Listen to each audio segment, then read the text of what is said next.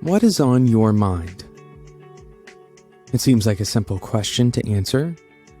Anything that you're listening to or thinking about or looking at, something maybe that happened a few minutes ago or yesterday, or maybe even a memory from years ago, or maybe something that's happening later on today, something that you're anticipating. But it's likely that if I were to ask you what's on your mind at any given point in time, you may be able to have an answer for me. You may be able to answer very quickly what you're thinking about. Now, this isn't always true, and in fact, sometimes it's difficult to even know what we're thinking about. As an exercise, I encourage you to try some form of meditation to see just how difficult it is to direct your thoughts. And those of you who have tried meditation, you know the frustrating feeling of not being able to turn off your runaway mind. But in today's episode, we're going to be looking at this question from a different angle. And more specifically, we're going to be looking at the antithesis of the question. What are you not thinking about? And of course, the answer to the question is relatively infinite, right? But we can refine this question a little bit more and direct it at our own behaviors. What are the things that we encounter that we're not thinking about? And that's what we're talking about in today's episode. My name is Jonathan Cottrell, and you're listening to Developer Tea. My goal on this show is to help driven developers uncover their career purpose so they can do better work and have a positive influence on the people around them. And in this particular episode, we're going to be talking about ways that you can inspect your defaults, that you can try to push a little bit on the boundaries of your everyday life and try to find things that you're doing or that you've, kind of set up as your experience, things that you really are not evaluating. Try to uncover what those things are and more specifically, what you would do without them. So this concept of defaults is something that we've talked a lot about on the show. There's plenty of research to back this up, but everything that you make a default becomes much easier for you. It's easy to choose the default option, and if you set yourself up to have good defaults, then you will make better decisions more easily. This is a very simple concept that if your default way of operating supports healthy habits, for example, or for developers, if your default way of developing software is to always start with a good habit, always start by, for example, writing a test, then it's more likely if you set up that default as the, everyday behavior that you're going to continue that, because making that decision is no longer a choice. Instead, you have to choose to stray from the good habit. And this is something that most people, once they've established a good habit, they want to continue that good habit. And the anomalies are the times where they stray outside of that good habit. Think of someone that you know that eats very well. They have a very good diet, a balanced diet. They're healthy. And every once in a while, that person will enjoy birthday cake with everyone else, right? But by a default rule, they don't indulge on a daily basis. They've set themselves up for a healthy default. Now, what I want you to do is to start inspecting your defaults. Don't just actively create new defaults, but look at the ones that you already have established in your life. And this is actually a little bit harder than it sounds, because in order to understand your defaults thoroughly, you might just have to go through some uncomfortable situations. We're going to talk about that in just a moment after we talk about today's sponsor, Bitrise. With Bitrise, all of your deployment processes, and we're talking about from the most simple to the most complex, Bitrise makes those things easier. And Bitrise is specifically for mobile continuous delivery. And you can take these various blocks that Bitrise has. They have over 170 integrations available. And you can take these integrations, you take visual blocks and put them together, kind of like an if this then that, but even more powerful, because You can put as many of these blocks together as you'd like. And it's not just the technical stuff that they cover. They also allow you to send alerts to yourself in Slack, for example, whenever your build finishes, whether it succeeds or fails even. You can send yourself a Slack message. Of course, if you're like a lot of developers, you may not want to use a visual interface, and of course, you don't have to. Bitrise allows you to edit a YAML file to kind of define this workflow, and then you can use that YAML file and share it with everyone else, and everybody's going to be using the same processes. Go and check it out. spec.fm/Bitrise. Thank you again to Bitrise for sponsoring today's episode of Developer Tea.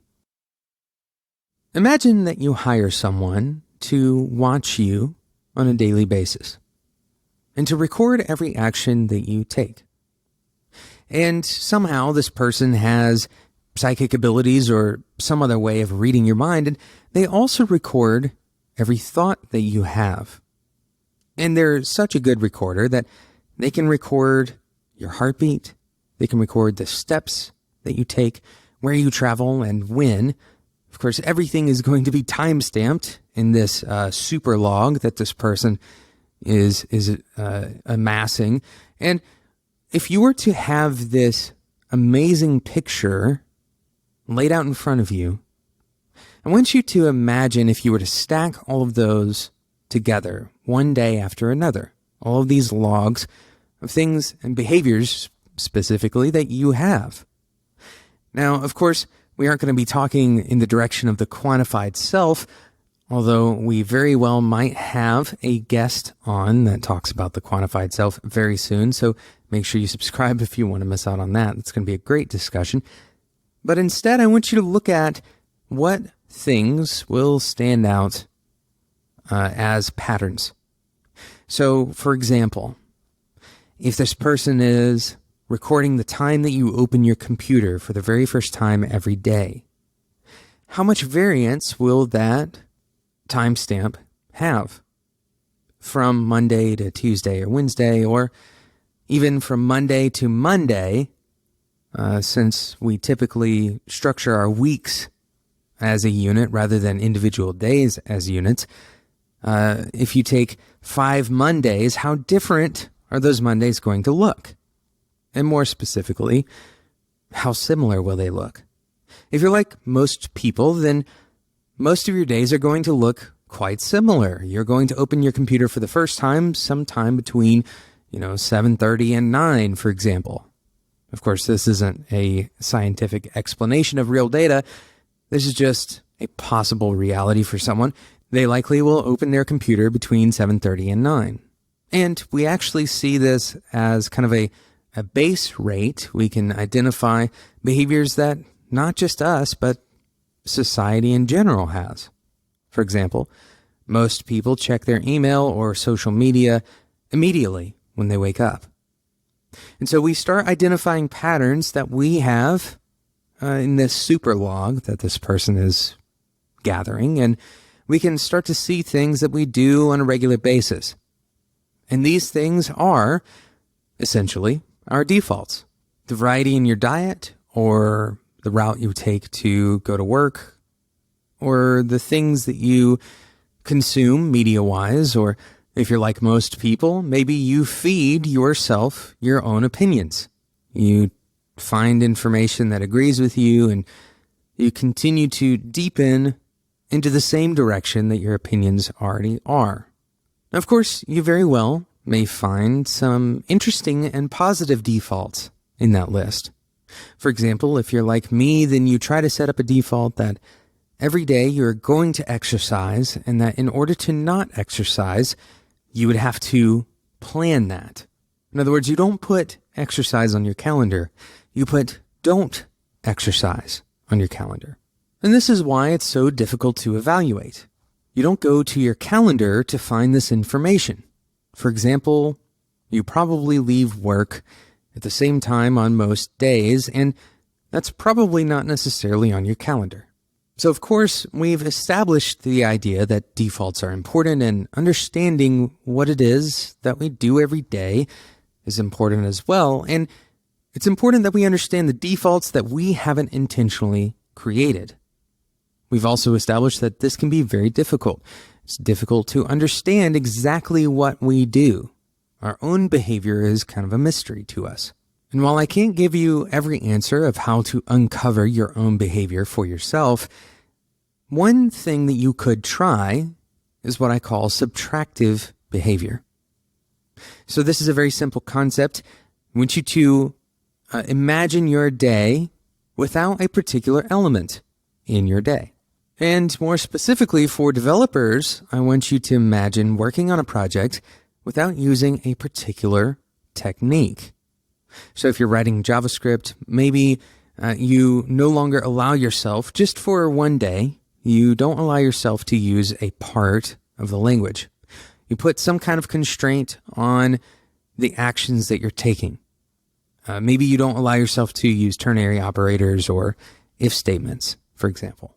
Now, why would this be useful? What does subtractive thinking do? Well, I want to use a simple metaphor to describe this. Imagine that your behavior is kind of like a river. And in that river, there's various rocks and there's land formation and there are places where the river goes downhill more steeply than others. And there's even erosion and things that are changing over time, even though they may not necessarily be changing right in front of your eyes. Now imagine that the river, instead of the water being clear, it is very murky. In fact, you can't see the underlying structure of the riverbed at all. You can't see the rocks, you can't see the sticks or the animals or how deep or shallow that river is. And it's even difficult to see how quickly it's flowing. In many ways, this is like our behavior. We know where the water is going. We know generally how we behave. We have some insight into our personalities, and some people have more than others, but generally speaking, we know how that river flows. But we don't know what is causing that flow to be exactly the way that it is. And so when we subtract, that's kind of like reaching into the river and pulling a rock or a boulder out of the riverbed. And we watch how the river's flow changes. Now, the interesting thing is that a very small rock could have a large effect or a small effect. It depends on the placement. And as we remove items from that riverbed, and as we change the way that the water is flowing, we can start to realize what the effects are of those various behaviors, of those various boulders, rocks, sticks. We can start to understand that if we put that boulder back in place, what it will do to the behavior of the river, to the flow of that water. Likewise, for our own behavior, when we subtract, we can start to see some interesting effects. I'll give you a very simple example.